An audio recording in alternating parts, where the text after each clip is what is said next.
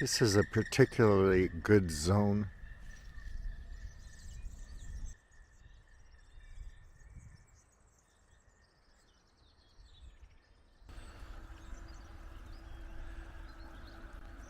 You have this kind of a roadway.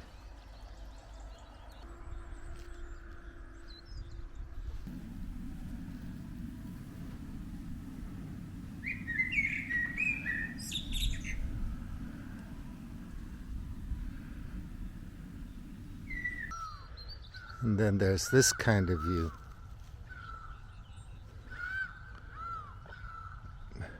Cherry blossoms.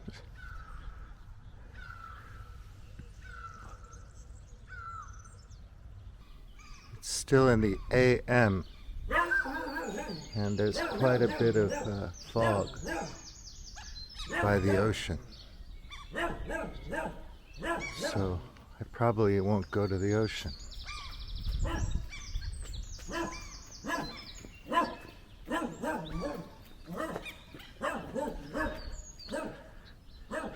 That guy's doing his job.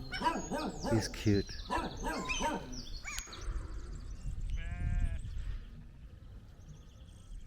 Hazy Hills.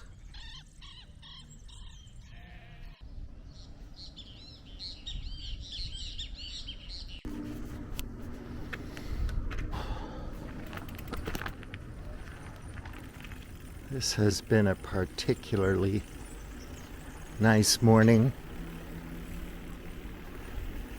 The weather is fine, as you can see, and I've just been taking some turns that I don't normally take to check out some other neighborhoods and places around here.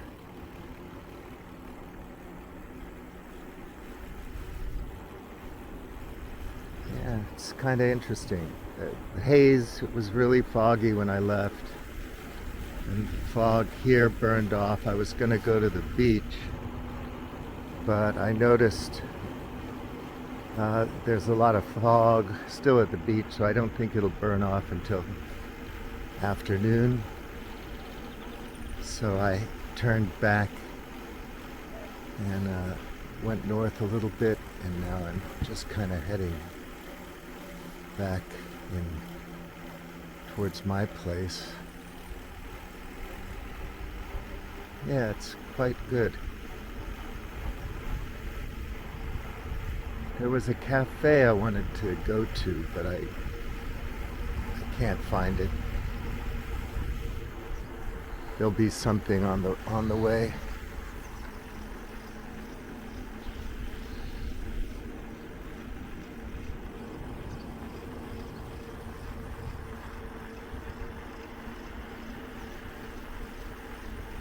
Pretty road.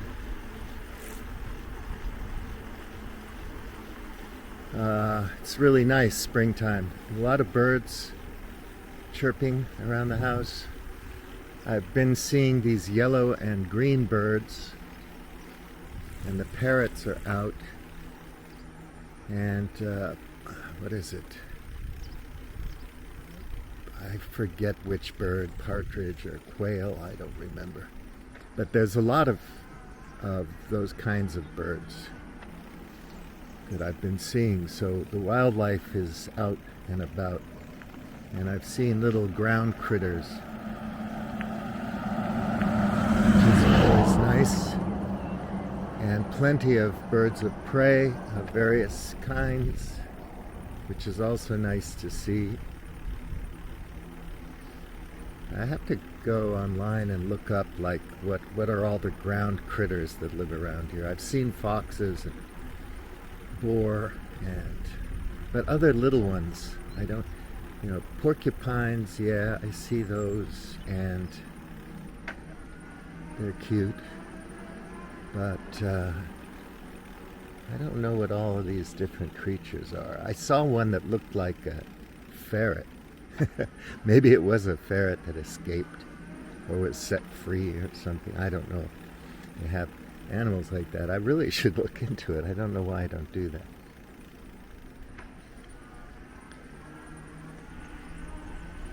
Yeah, so this road is quite good. Another cyclist. Bom dia.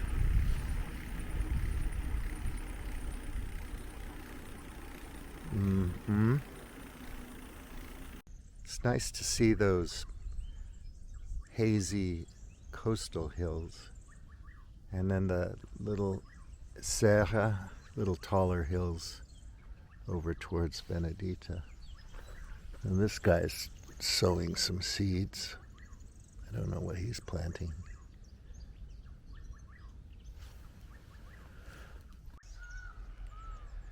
This project is really coming along.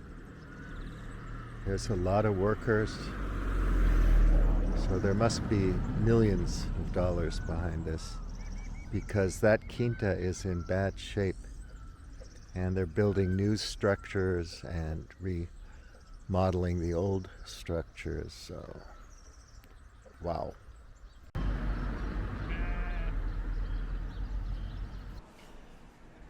I've watched him a long, well, not watched him. I started looking or listening to his podcast when it was just starting out, because I'm interested in energy and, climate change and all that kind of stuff. And I was listening to Jim Rutt and other people in the sense making clique during the COVID thing, 2020. Got over that fairly quick. Some interesting things there, but you move on as you encounter other things that are interesting. And reading more books, just trying to figure out, triangulate, understand why we seem to be falling apart, And I know for most people who are just going about their lives and not concerned with these things, that doesn't matter much. But for me, I've noticed things over the years, and so I'm just trying to figure it out, And you learn a lot on the way when you're doing that, and so you start to notice things. Um, People talk about how we have, uh, hunter-gatherer brains, but we're living in this complex uh, society or culture, global culture, where our brains are getting pinged all the time with information. There's no way we can keep up with it. I talk about that all the time. Everything's a black box. We don't know how things work. And now we're getting to this post-trust period where people don't trust institutions, they don't trust experts. International law is not a thing. Even the rules-based order that America stitched together after World War II during the Great Acceleration is gone. It's might makes right again in the world. It's so weird. It's like people, especially my American friends, they don't understand that, the U.S. is a rogue state and a bad actor. And I'm not saying Americans are bad people, but I have noticed that they're not going to do anything about that. They don't care, because we're capitalist people. We've had that drummed into us from day one, that capitalism is good and business is good and all that. It's just part of our identity. And the United States government, the whole global system, is built to defend global capitalism, GlobeCap. That's what it's there for. It's not there for people. If you want to slaughter, if Israel winds up nuking Iran, and Iran just continues bombing shooting missiles at the Gulf states, the whole world goes down. But it's not going to put a dent in GlobeCap. The billionaires are going to have things to do, and they're going to have plays and moves to make. It doesn't really matter if a million Iranians die, or 100,000 Lebanese and more Syrians, and they wipe out Palestine and Palestinians, and then they have from the Nile to Saudi Arabia through Jordan and all that. They have a huge superpower state in Israel because after all that violence, I'm always asking people like my wealthy friends who disagree with me completely about everything. They're, uh, it's like, okay, you support the IDF, you support the U.S. government because you're wealthy, and I get that. But you do know that you're going to die, right? At some point, you'll be dead. You'll be no longer. And what's the point? Yeah, of course. I know we're all going to die. What's the point? Some people believe they're going to heaven or whatever. They're going to be reincarnated or something. But um, what's the point? Yeah, the point for me is, uh, do do you really have to support so much suffering and murder and chaos around the world just because you're afraid that you won't be able to protect your capital? Everybody's coming for your capital, and that's the biggest fear of these people. Um, they're worried that there's going to be a revolution. They're going to take their capital, and then they won't be players anymore. So for us, normal plebs and proles, workers, ordinary people, we don't think about it too much because, especially in the West, we're used to feeling pretty good about ourselves, about our legal system, about whatever. Most of it's a total illusion. It's the U.S. has law, uh, but it doesn't abide by law, and everybody else in the world has to abide by its law. Otherwise, they risk being attacked. Um, it's a lot of people talk very eloquently about these things. I love the Citations Needed podcast. Jim Rutt, he talks to a lot of people that are very insightful. The Geopolitical Economy Report. There's a number of them, right? And you really can learn to see things from a different perspective. But I've read books, dozens of books looking at this in depth.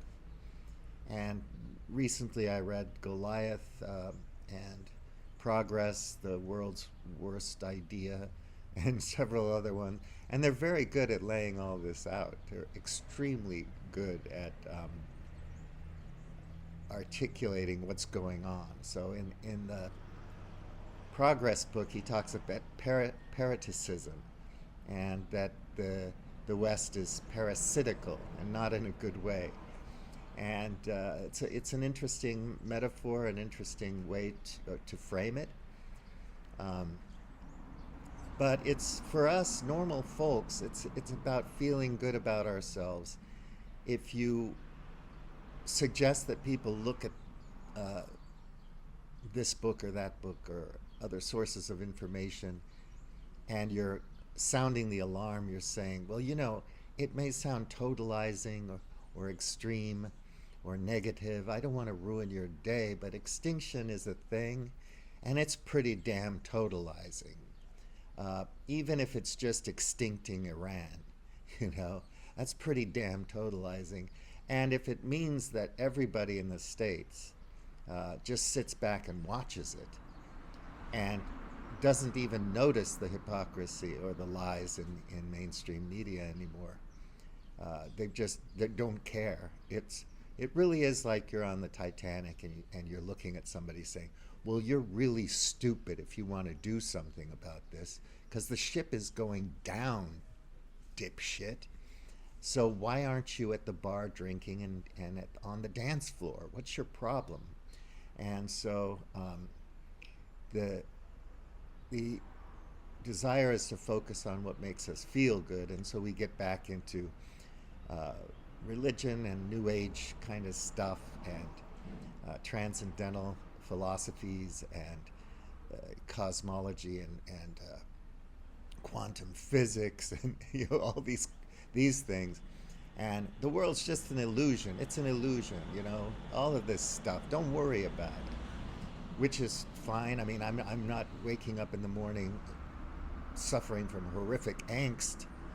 I know I can't do anything about it. I'm trying to practice a little mindfulness and a little bit of, stoic virtue and whatnot. But um, it's like I wrote something on Facebook today. It's like the seven deadly sins until you meet your maker. You know, it's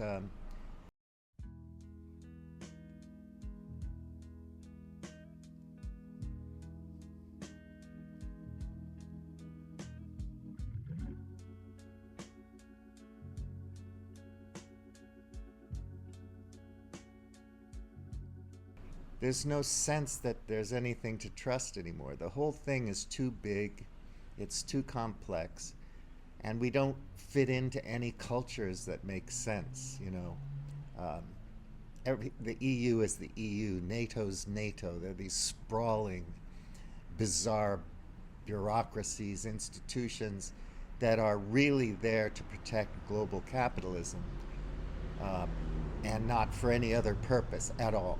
And you know that's true because of the stupid things they do uh, in service of capital. These are not smart things they're doing in Ukraine, in the Middle East, in Venezuela, anywhere in the world for that matter. Not good for anybody, destructive and mean and vindictive and violent, but it does protect global capitalism. It protects those enterprises at all cost. And the thing is, you know, you read about how to influence people, or how to um, talk truth to power, or how to run a revolution, or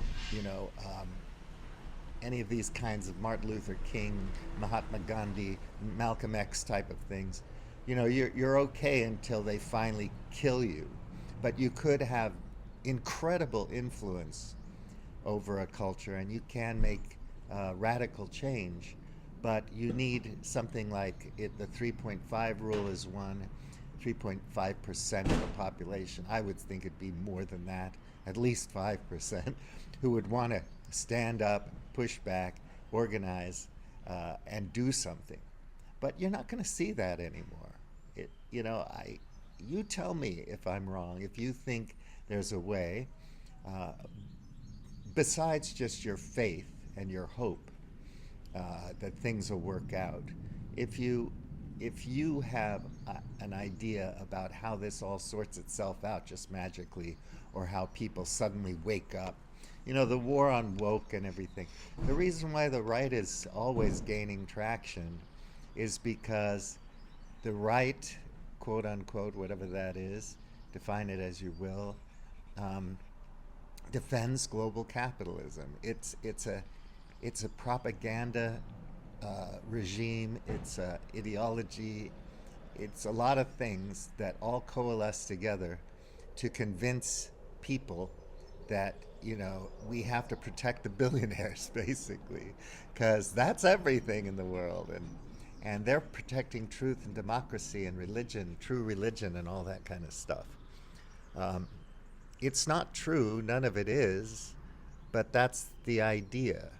That's what it's about. I mean, so many other people and authors and podcasts articulate it so much better than I do. But it's all boiling down to something in my mind. And I'm absolutely sure that nothing I say or do to anybody is going to uh, inspire them.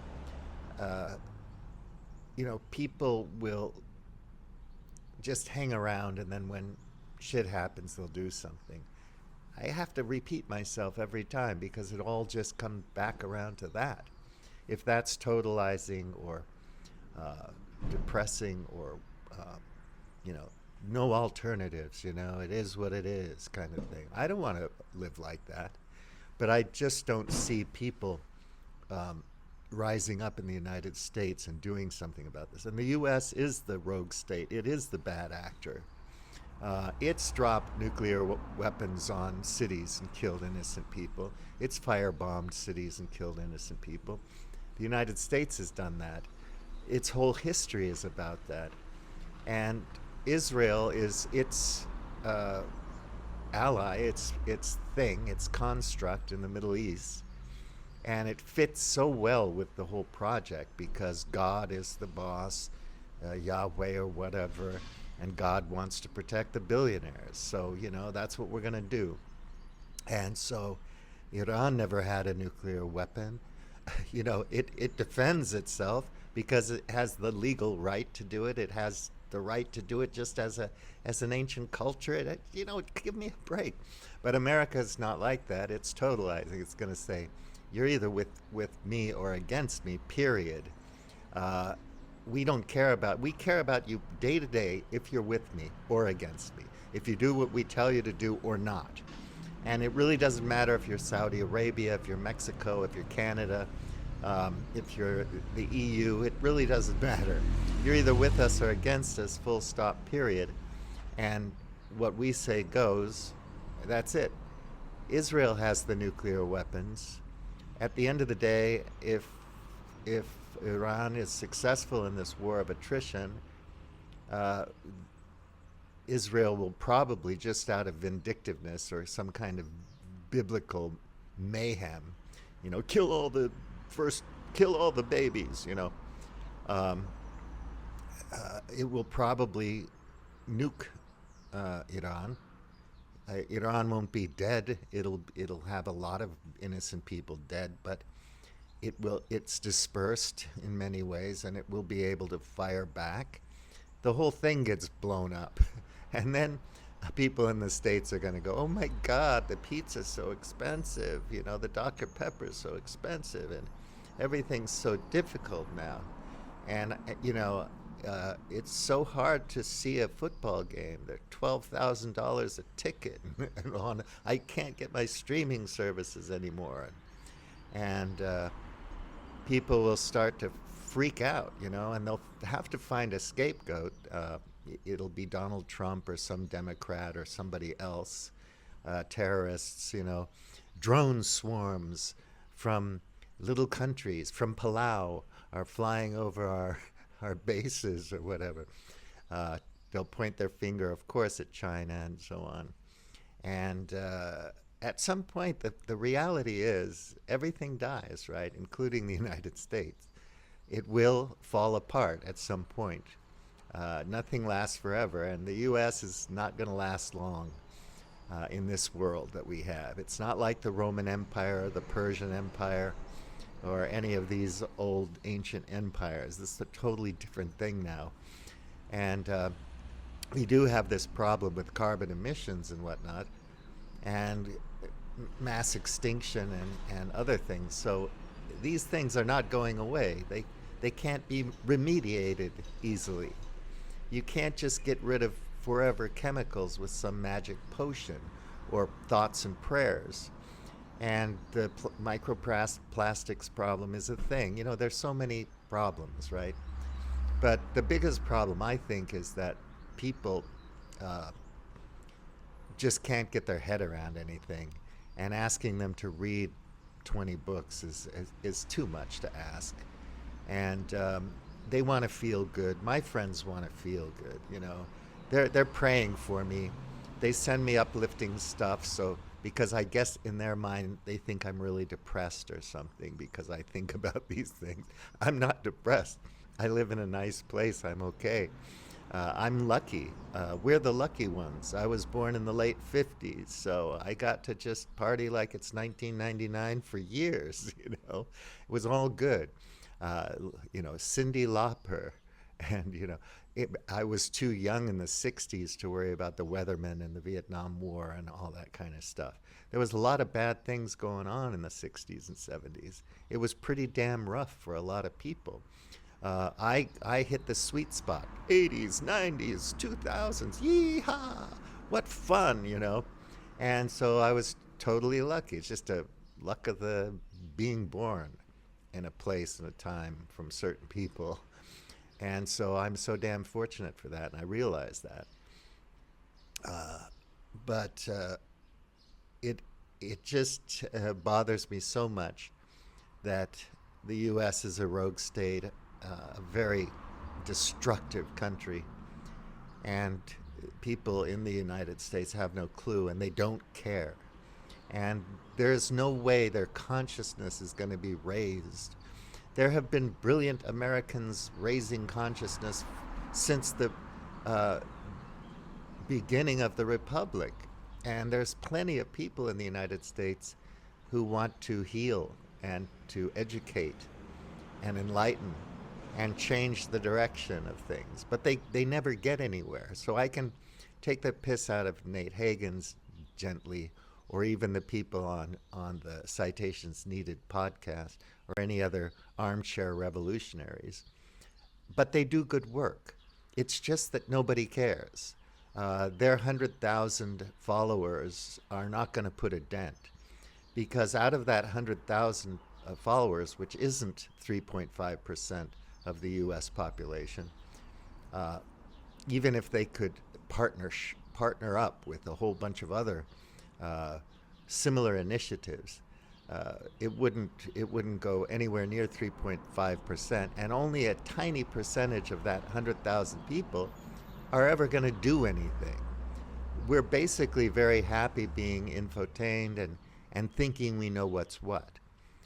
We're very proud of knowing what's what, and in polite conversation, uh, in the park with friends over coffee or whatever, we have conversations about the world and so on and so forth, or about our projects, and we know what's what, and we feel pretty good about that.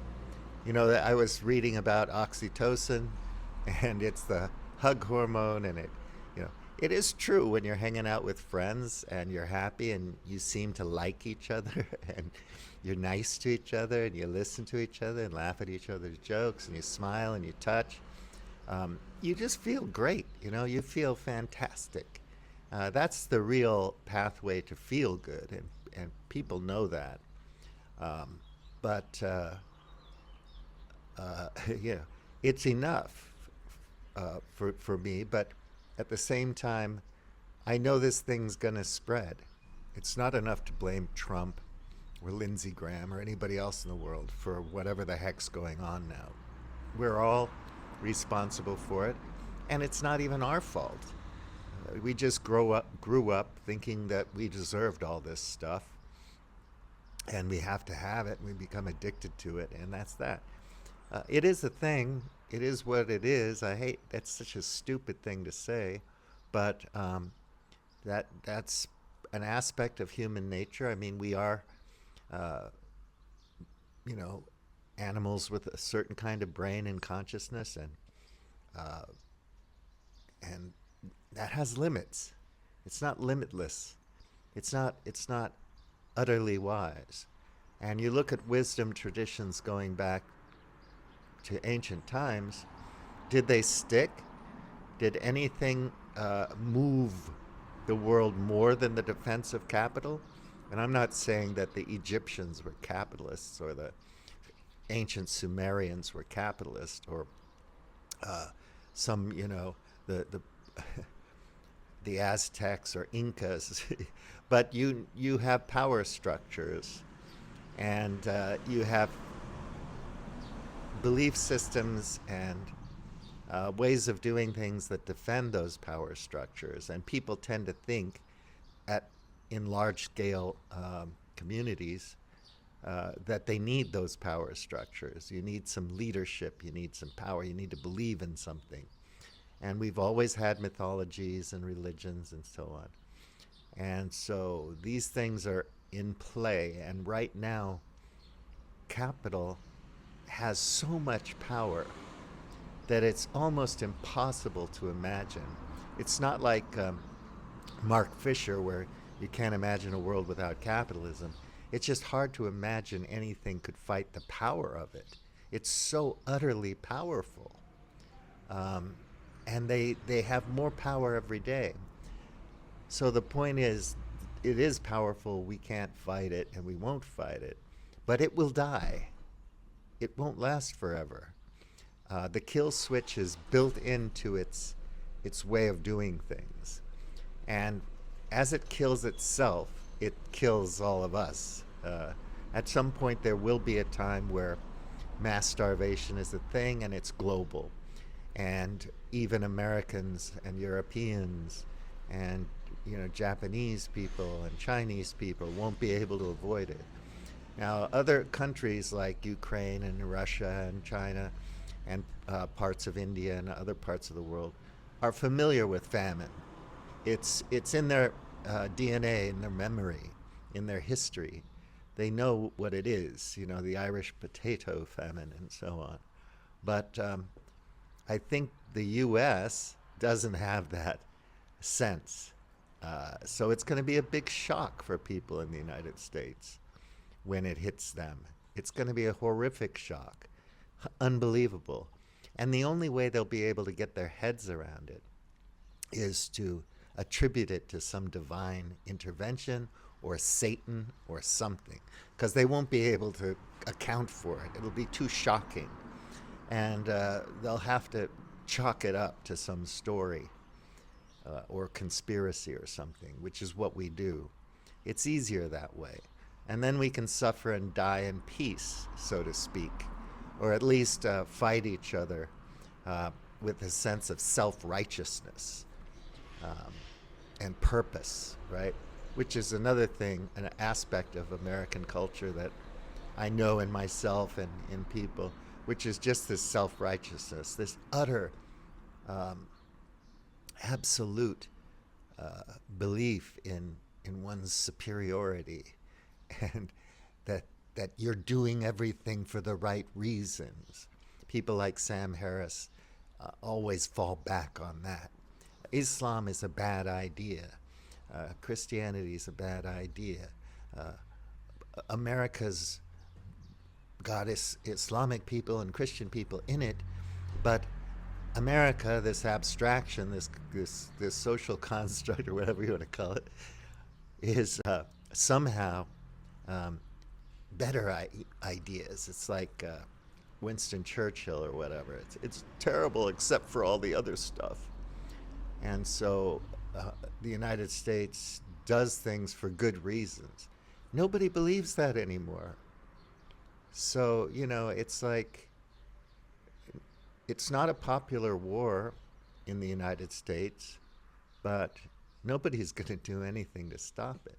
We watched Israel bounce the gravel in Gaza for years now, and we've watched them do what they do since the birth of the country. And nobody really cares that much, to be honest. Other Arab states don't care. Iran cared, and some other groups cared, Hezbollah, whatever. But most people don't. They're much, much more interested in being on the good side of global capitalism. If I were a different type of person, I could probably get Peter Thiel or somebody else to fund me. Pay for my bicycle rides and my little videos that I make at cafes, please. I'm doing the good work. I'm going to protect you, and you're going to treat me like a decent courtier, a good little court jester, a talking head, a pundit. And politicians in the West now are just pundits. They just read a script. They're just there to stand at a podium and say something. They have no principles, and they're just not leading anything. And if that sounds extreme to you, I'm sorry, it is the truth. It really is, and it's really disappointing. And if we had a little tiny little bit of a chance of turning things around, plebs and proles and ordinary folks would have to do something.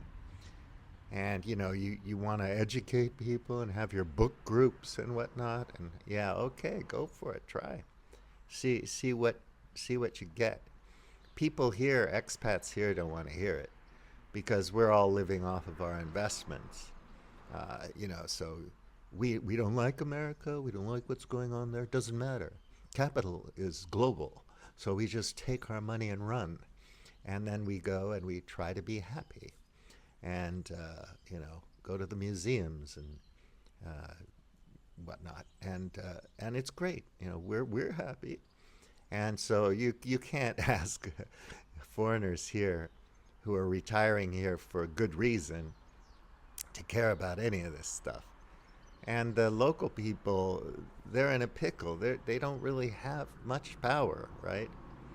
And you're always going to have the faction that's going to be defending Globe Cap, and you're always going to have ordinary people who have been working their whole lives, and they're used to it, and they're not going to worry about anything because, look, I have to get up in the morning and do my farm work and repair work and business and whatever, and I'm not going to bother with any of that because there's nothing I can do about it.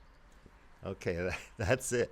Nothing you can do about it. So in America, it's going to be seven deadly sins or very, very effete Epicureanism or some form of transcendentalism or stoicism or back to religion or, look, it's all about quantum physics, dude, who cares? Or, we're all stardust kind of thing. And the dumbass culture wars, wokeism and whatever. And that's going to be exciting enough for most people to boil things down to.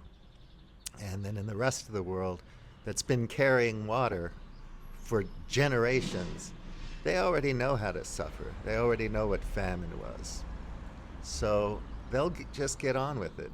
People here are so sweet and lovely, and all the local friends I have are good people, and they understand what's going on. They understand me. They would understand this video, what I'm saying.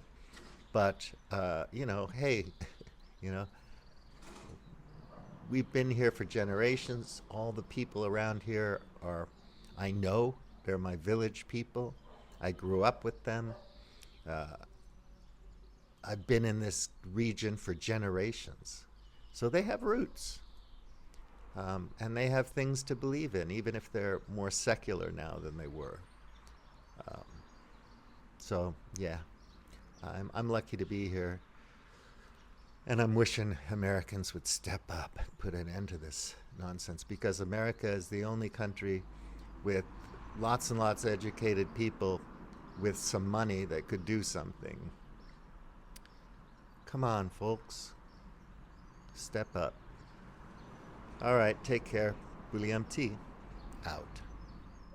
There's this other thing about wisdom, right? And I've read a lot about this and listened to people talk about it. And it's interesting. They can come from a world of aesthetics, architecture, philosophy, practical things like food webs or all kinds of things. But anyway, there's wisdom in it, right? Somehow in the way people interact with things. The idea that there's a direction people can take towards something good or something ideal, something that's good for things, and so on. Whatever that is, it's difficult to define. And it's highly contextualized, obviously, and, culturally and so on. But anyway, I like this idea that I heard about there's kind of like a value sense. There's a sense of what's good. Like people know it when they see it. They feel it. There's an intuitive quality to recognizing, and it's kind of universal, that this space or this thing or this view is beautiful, and there's a sense of beauty, right? And which is why we can look at other cultures that are so very different and recognize harmoniousness or balance or just beauty, like the colors, and you can see that it came from people who had a sense of what was beautiful. So there's this intuitive ability to sense it. And then there's this idea that you have agency, discernment. You can recognize and discern what a good choice would be, right? Within the context of that sense of beauty, of wisdom, of value, and so on. And then the next one would be, will you act on it? Will you actually do anything? So, you know what's good, and you know the choices you need to make, and you know that those would be good choices, and so on, good for you and others, but you don't want to do anything about it. You're not going to do it for whatever reason. Maybe you can't. There are some constraints that will not allow you to, or maybe you're just incapable of that for some reason. But those three things together are interesting, and there's so many layers to it. What I'm thinking is, like, in a religious system, culture, whether it's the Islam, some brand of that, or Christianity, Buddhism, anything really, within that there are rules, and generally they kind of point towards good in many ways, and discernment, making the right choices in many ways. And then there's a legal aspect to it, the law. I have to do it because there are consequences if I don't. Could be hell, could be whatever. But that's kind of a very simple way of, like, packaging the wisdom in these wisdom traditions that are rooted in culture. People have this sense that I'm praying 5 times a day because it's good for me and everybody else, and God said so. He's the legal voice of it, and I'm not going to break this because this is who I am, and on and on. So if you were having to have a healthy habit, like a meditation app or something, if you have the meditation app, and you can't make it an option, you have to mandate it. You are going to meditate, you are going to exercise, you are going to do the right thing, you are going to head towards the good. You don't have an option. I'm not going to give you that. It's kind of like a parent, right? You will eat your vegetables. You will not eat sweets all day. You will go to school. I'm sorry. It's a benevolent dictatorship. These are the rules. And you're kind of directing your child towards a process and a journey towards a way of living, a way of making decisions, a way of doing things that are good, that are beautiful, that makes sense. This is why I think a lot of people are kind of bouncing back towards trad, and they mistakenly think that that's conservative. It's really not. It's kind of just normal human stuff. It gets co-opted. Everything gets co-opted by capitalism at the end of the day, and you have to invent new stories to make it make sense for the protection of the billions and billions and billions. But normal people already get this, right? They're already working hard. Whether you're a Christian in Guatemala or a Muslim in Iran or Iraq or whatever flavor in Saudi Arabia, we prop up dictatorships, kingdoms that protect GlobeCap. We don't prop up wise people. The first thing you do at the beginning of the war is you kill the wise guy at the top who actually has principles morals and ethics and is somebody who is wise. And you let the new guy come in underneath who says, what good is wisdom when these people are going to kill us anyway? We need nukes. And then you have people around the world saying the only way to preserve a multipolar world or whatever, to stand up against the global hegemon, the United States, is for Iran to be a nuclear nation, just like North Korea. And that will deter them from messing around in the region, and it'll be more stable. But as long as, anyway, the U.S. wants to control Iran, so it has to kill Iran. It tried to many times over the decades. This is the latest version of it, which could be a global conflagration. But it has nothing to do with wisdom or tradition. If we cared about any of that, we wouldn't be assassinating the first day of the war the spiritual leader of a country. I mean, you hate, if you hate Muslims, that's your problem. But it just doesn't make any sense. And obviously, Trump and the whole U.S. government are not good at negotiation. They're not good at game theory. They're crap at everything, obviously.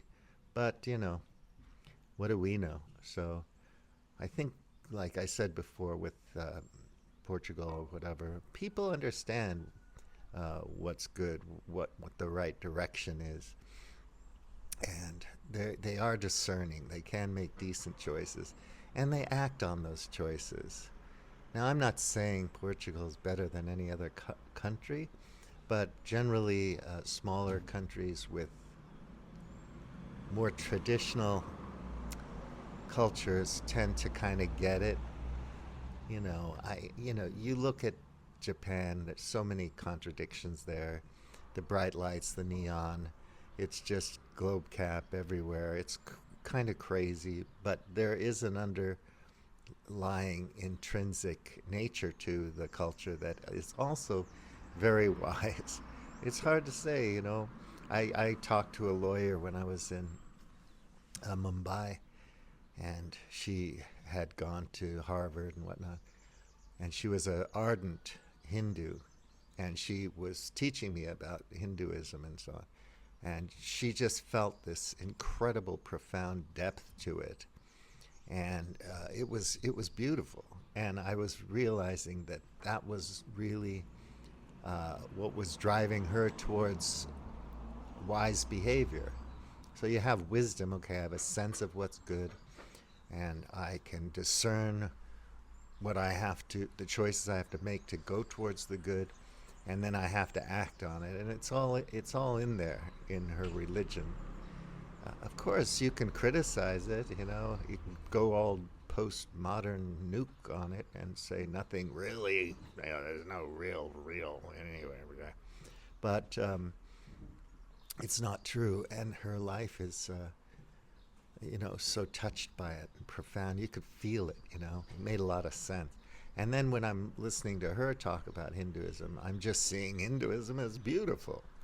But I feel the same way when I talk to a Muslim friend about Islam, or when I talk to a decent Christian person about their sentiments towards Catholicism or whatever. I have friends who are Catholics, and they're good people. They're not crazy. This kind of is a container for the direction towards good. But you don't just need that. There are many ways to get there. So I'm not saying you need religion to be wise, but I'm just saying that everybody has that sense within them. When the noise drops off and you can focus and calm down and be rooted in your community, you'll have a sense of what's beautiful, what makes sense. And it might not be what they're selling you. Maybe all that is ugly shit. Who knows? But yeah, I wanted to go there.